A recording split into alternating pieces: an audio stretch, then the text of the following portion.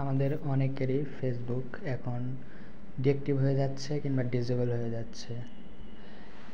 এরকম হলে আমাদের করণীয় যেটা, যেমন আমারটাও এরকম হয়ে গেছে 17 অক্টোবর। তাই আমাদের এরকম হলে প্রথমে একটাই করতে হবে, প্লে স্টোরে যাইতে হবে। আমি আপনাদের দেখাচ্ছি। প্লে স্টোরে যাব। প্লে স্টোরে যাওয়ার পর সার্চ বারে টিপ দেব। সার্চ বারে ক্লিক করার পর ফেসবুক লিখে সার্চ দিব। ফেসবুক লিখে সার্চ দেওয়ার পর যখন ফেসবুক অ্যাপটা আসবে, অ্যাপটার উপরে একটা ক্লিক করব। ক্লিক করে একটু নিচে স্ক্রল করে দেখতে পারবো অ্যাপ সাপোর্ট। এখানে দেওয়ার পর ইমেল একটা অ্যাড্রেস পাবো। ইমেলে ক্লিক করে আমাদের ইমেলে নিয়ে যাবে। ইমেলে নিয়ে যাওয়ার পর আমাদের এখানে কিছু লিখতে হবে, যেমন সাবজেক্ট আছে। আমরা সাবজেক্টে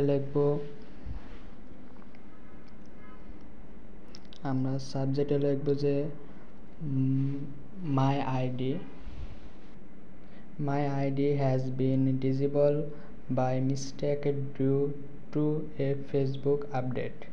তারপর নিচে কম্পোজিশনের একটা অপশন থাকবে, ওখানে কিছু লিখতে হবে, সেটা আমি ডিসক্রিপশনে দিয়ে দিছি। সেটা তো আমি যে লেখাটা লিখবো সেটা এখন আমার কিবোর্ডে লেখা আছে, কিপ নোটে কপি করে নিয়ে বসাই দিবেন। দেওয়ার পর তা এখন আমি বসাই দিচ্ছি। বসাই দেওয়ার পর আপনারা বসাই দিবেন।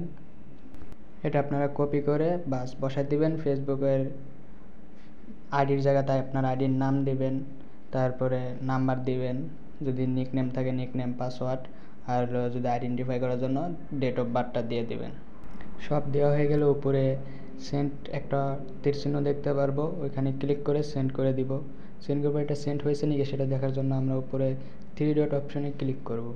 করে এখানে সেন্ড অপশনে যাব, যে দেখবো যে আমাদের ইয়াটা সেন্ড হয়ে গেছে। এখন আপনাকে কয়েকদিন অপেক্ষা করতে হবে, সর্বোচ্চ 15 দিন, এর আগে হয়ে যাবে। আমারটা এতদিন লাগে নাই, 10 দিন লাগছে।